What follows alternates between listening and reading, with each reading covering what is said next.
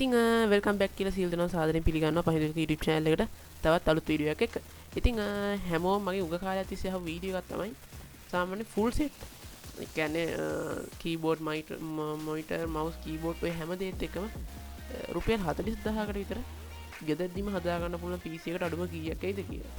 ඉතින් සාමාන්‍යයෙන් online class වගේ දෙයකට ඉදිරියට හෝම් ඔෆිස් යූස් කරන්න සාමාන්‍ය අඩුම කීයකට වගේ 40000කට වගේ හදාගන්න උටිය හොඳ ඩියුරබිලිටි තියා ගන්න පුළුවන් PC rig එක කීයක් ඇයිද කියලා අහලා තිබ්බ පාර්ට්ස් එක.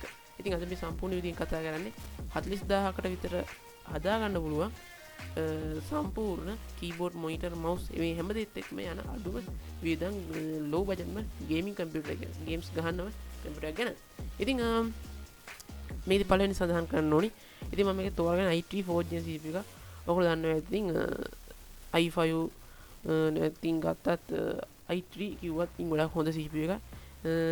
ඒ වුණාට ඉතින් ඔයගොල්ලෝ දන්නවා ඉතින් 10 gen වගේ දේවල් වලට ගියොත් එහෙම සාමාන්‍ය කෙනෙක්ට 10 gen 7 gen 6 gen වගේ දෙයක් මේ වෙද්දි use market එකේ හොයාගන්න අමාරුයි.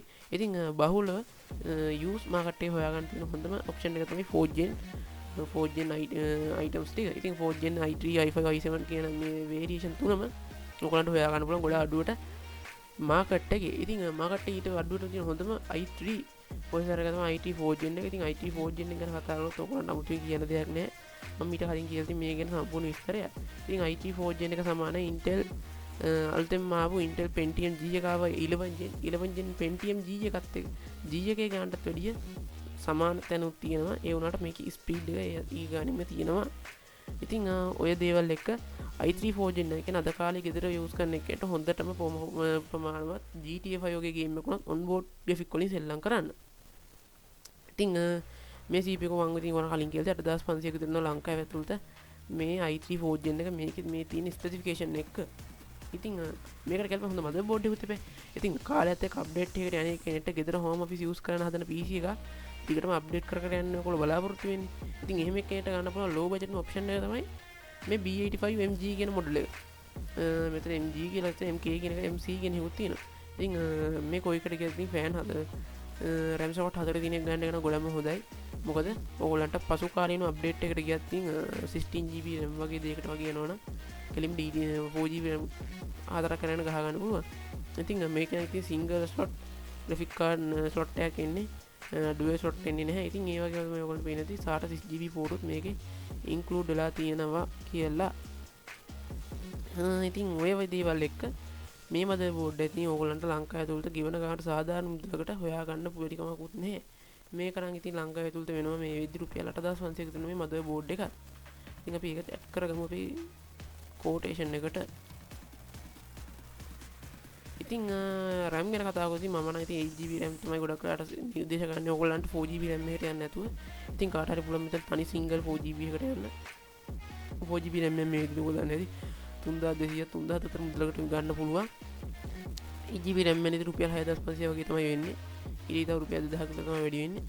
ඉතින් කාට හරි ප්‍රශ්නයක් තියෙනවා නම් මුලින් 4GB දෙයක් ගහලා පස්සේ 8GB RAM ඒ වුණත් මොකද ඉතින් මෙතන ඉතින් පුළුවන් ඉතින් 8GB RAM එකක් දාගත්තොත් සාමාන්‍යයෙන් කාලයක් තියාගන්න පුළුවන් ඔයගොල්ලන්ගේ PC එක. ඉතින් 8GB RAM උත් දැම්මට පස්සේ මේ කිට් එක සම්පූර්ණ අපේ කිට් එකට යන්නේ 23500යි basically. ඉතින් ඊට පස්සේ hard එකක් power supply එකක් casing එකක් වගේ දේවලුයි සහ monitor mouse keyboard මේ දේවල් දෙන්නකොට තමයි ඉතින් මේක ගානට බැලන්ස් වෙලා එන්නේ. ඉතින් ඔයගොල්ලන්ට මේ build එකම සාමාන්‍ය කඩේ ගන්න ගියොත් එහෙම රුපියල් 50000ක විතර යනවා කියලා ගොඩක් කට්ටිය කියලා තිබ්බා. ඉතින් ඒකෙන් හින්දා මේ මම කියන්නේ තනියම ගෙදර build එක කරගත්තොත් යන මීයදම. ඉතින් 550 watt apply කරන්න තියෙනවනේ ගොඩක්ම හොඳයි. පසු කාලීන වෙන games වලට graphic card වගේ දාලා games ගහන්නේ බලාපොරොත්තු වෙනවනම් 550 watt ඊට පස්සේ දාගන්න ගොඩක්ම හොඳයි. මේ power supply එකේ ලංකාවේ ඇතුළත 2500ක විතර එනවා හොඳ එකක්. Corsair වගේ use කරපු power supply එකක් 2500ක විතර එනවා. ඊට පස්සේ 500GB hard drive ගැන කතා කරොත් ඕන 500GB වගේ hard drive එකක් දාගන්න. මොකද ඉතින් 1TB එකට වගේ ගියොත් අපේ බජට් එක වැඩි වෙන හින්දා 500GB වගේ hard drive use කරපු ගන්න 2500ක විතර නේද හොඳ එකක්. 700 RP තියෙන එකක්. ඉතින් එහෙම නැත්නම් ඔයගොල්ලෝ SSD එකට යන 120GB 120GB SSD එකට ගියොත් එහෙම ගාන වෙනවා රුපියල් 4500ක් විතර. ඉතින් මේ වගේ hard drive දාගත්තොත් 2500 වගේ මුදලක් තමයි අපිට වියදම් වෙන්නේ. එතකොට 28500 කරන අපේ PC build එකේ quotation එකට ඉතිං ඔය දේවල් එක්ක අපි දැන් 30000ට කිට්ටු වෙන්න ඔන්න මෙන්න තියෙන්නේ. ඉතිං ඔය දේවල් එක අපිට ඕන්න කේසින් එක. ඉතින් F22 කේසින් එක ගැන කතා කරමු. මේක තමයි ලංකාවේ අඩුම මුදලට ගන්න පුළුවන්. රුපියල් 2500කට 2000කට ගන්න පුළුවන් හොඳම කේසින් එක තමයි මේක. සමහර තැන්වල 2500. ඉතින් RGB ෆෑන් එක වගේ තියෙන කේසින් එක ගියොත් මේකෙම ෆෑන් එකක් දාලා આવුත් මේ RGB ෆෑන් එක තියෙන එකක් ගත්තොත් 3500ක විතර යනවා. ඉතින් මේකෙම ෆෑන් එක නැතුව නම් ඉතින් මොන 3000කට 2500කට මුදලකට RGB වගේ ෆෑන් නැතුව මිලදී ගන්න පුළුවන් ලෝ බජට් එකක් බිල්ඩ් කරන කෙනෙක්ට. ඉතින්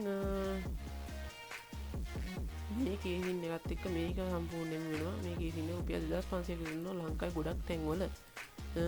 ඉතින් ඔය දේවල් එක 31000ක් යනවා සම්පූර්ණ PC එකට මේ වෙද්දි.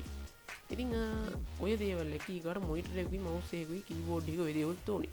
ඉතින් 19 ඉන්ච් මොනිටර් එකකට දාගත්ත එහෙම ගොඩක් කට්ටිය වුණා ස්ක්වාඩ් මොනිටර් ගන්න. ඉතින් ස්ක්වාඩ් එකකට නම් යන්න එපා. මම කියන්නේ පුලන්තර වයිට් මොනිටර් එකකට යන වයිට් මොනිටර් එකට ගියොත් එහෙම ඔයගොල්ලෝ දන්නවා ඉතින් රිෆ්‍රෙෂ් රේට් එක එහෙම එන ගොඩක් වෙලාවට හර්ට්ස් 60 ඉඳන් හර්ට්ස් 75 වෙනකම් අඩු මුදලකට හොයා ගන්න පුළුවන් මොනිටර් එක. ඉතින් ඔයගොල්ලෝ පේනවා ඉතින් මෙතන වේරියේෂන් කීපයක මොනිටර් තියෙනවා. කීයක් ගණන් වලට ඉතින් ඔයගොල්ලෝ පේනවා සමහර තැන් වල රුපියල් 8000ක් තියෙනවා වයිට් මොනිටර් ලංකාව 24 වෙන. ඉතින් මේක මොනිටර් වල ග්‍රේඩ් එකම වෙනස් වෙනවා. ඔයගොල්ලෝ පේනවා ඇති. මම ඉක්මන් එක උදාහරණයක් පෙන්නන්නේ. අඩුවට ගන්න පුළුවන්. ඉතින් ඔයගොල්ලෝ මෙතනින් දාලා අවබෝධයක් එනවා. ඉතින් රුපියල් 8000කට ගන්න පුළුවන් කියලා ඔයගොල්ලන්ට මොනිටර් එක. ඉතින් මොනිටර් එක සාමාන්‍ය රුපියල් 8000කට ඔයගොල්ලන්ට හොයාගන්න බැරි කමක් නැහැ ඉක්මන් එක ඔස්සේ. ඉතින් ඔය දේවල් එක්ක මොනිටර් එකට කරගමු රුපියල් 8000යි කියලා. හොඳ මොනිටර් එකක් අඟල් 19 වයිඩ් එක වගේ එකක්. ඒකට 39000ක් යනවා අපේ සම්පූර්ණ කොටේෂන් එකේ දේවල් වලට. ඉතින් ඊගාට යන දේ තමයි කීබෝඩ් එකේ මවුස් එකයි. ඉතින් සාමාන්‍ය බේසික්ලි මොහොම ලෝ බජට් කම්පියුටර් හදන එකකට නම් මොහොම කලර්ස් තියෙන RGB කීබෝඩ් ගේමින් මවුස් නම් වැඩක් වෙන්නේ නැහැ. ඉතින් තියෙන හොඳම ඔප්ෂන් එක ගන්න පුළුවන් රුපියල් 1000කට 1500ට වගේ කීබෝඩ් මවුස් කොම්බෝ එකක් ගන්න ඔයගොල්ලන්ගේ ගෙදර පාවිච්චියට. ඉතින් ගෙදර පාවිච්චියට ගන්න ඕන කීබෝඩ් මවුස් කොම්බෝ එක රුපියල් 1500ක විතර යනවා. කීබෝඩ් එක මවුස් එක දෙකම එකට එන කොම්බෝ සෙට් තියෙන උන්තරම් හොයාගන්න.